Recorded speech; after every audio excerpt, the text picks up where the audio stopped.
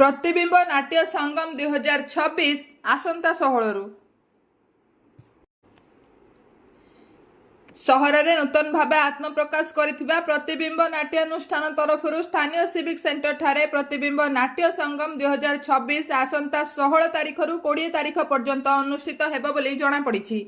एने प्रयास कार्यालय ठारे आयोजित एक सांबादिक सम्मेलन में अनुष्ठान सभापति और अन्य कर्मकर्तागण सांबादिकों को सूचना प्रदान करी कहिले जे राउरकेला तथा राउरकेला इस्पात कारखाना रे कार्यरत किछि कर्मचारी जहांक पाखरे नाटक प्रति थिबा प्रतिबद्धता को लोकलोचन को आनिबा पई ए प्रयास आरंभ करा जायछि।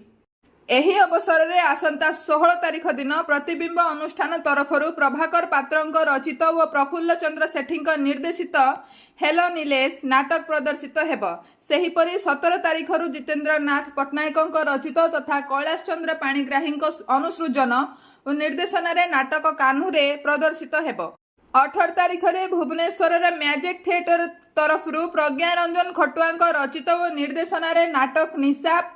19 तारीख में पुरी पिपिली रंगलोक तरफरु तुषारकांत पट्टनायक रचित और दुर्योधन साहू निर्देशन एकक नाटक बंदी वो 20 तारीख दिन भुवनेश्वर अर्पण संस्था तरफरु नाट्यकार विश्वनाथ पति रचित गोविंद जेना परिकल्पना और निर्देशन तथा धरित्री खंडुआल अभिनय एकक नाटक नीरवतार स्वर प्रदर्शित हेब।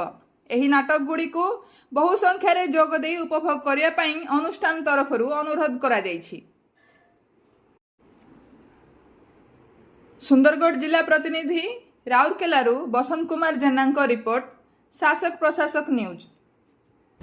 नमस्कार, मु प्रभाकर पात्र साधारण संपादक प्रतिबिंब द्वारा आयोजित एवं राउरकेला इस्पात कारखाना आनुकूल्य प्रथम थर प्रथम प्रतिबिंब नाट्य संगम 2026 आसंता मार्च मास 16 तारीख ठारू 20 तारीख जाए स्थानीय सिविक सेंटर ठारे संध्या 6:30 अनुष्ठित होगा जाउछि। एथिरे 5 गोटी ओडिया नाटक जहाँ संपूर्ण नूतन एवं भल नाटक बोली मु कहबी। प्रथम दिन हेलो नीलेश आमर निजस्व नाटक जहाँ प्रतिबिंब परिवेषण करिवो। ताहार नाट्यकार मु प्रभाकर पात्र एवं यार निर्देशन दायित्व नहीं राउरकेला तथा ओडिशार जड़े स्वनामधन्य युव नाट्य निर्देशक श्री प्रफुल्ल चंद्र सेठी। द्वितीय नाटक देखिए कान्हुरे, तार मूल रचना करछन्ती तुषारकांत पट्टनायक एवं अनुसृजन अभिकल्प एवं संगीत निर्देशन दायित्व अच्छी ओडिशार जड़े स्वनामधन्य निर्देशक श्रीजुक्त कैलाश चंद्र पाणिग्राही। तृतीय दिन आपण नाटक देखिए निशाप जार दायित्व नहीं रचना एवं निर्देशन श्री प्रज्ञा रंजन खटुआ। संपूर्ण एक हास्यरसात्मक नाटक चलचित्र एवं ओडिया धारावाहिक अभिनेता से माने सबू कलाकार माने टेलीविजन अभिनेता और अभिनेत्री माने ये नाटकटा संपूर्ण हास्यरसात्मक नाटक समस्त को आनंद देव। आमर चतुर्थ एवं पंचम दिन एकक नाटक अच्छी।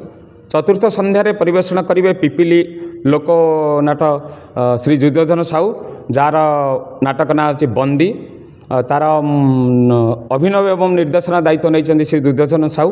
पंचम संध्या शेष संध्यार नाटक अच्छी नीरवतार स्वर, से एकक अभिनय कर धरित्री खंडुआल एवं निर्देशन दायित्व नहीं गोविंद जेना। आपण मान को अनुरोध रम नाटक को आम महोत्सव को दर्शक मान पाखे पहुँचार दायित्व आपण बिना ये महोत्सव असफल, कारण दर्शक बिना से होती आमर भाग्य और विधाता भगवान। तेणु दर्शक माने जमती भरपूर आसबे मनोरंजन करेंगे से दायित्व आपण को दौछु। तेणु आपण मानक बहुत बहुत धन्यवाद। नमस्कार।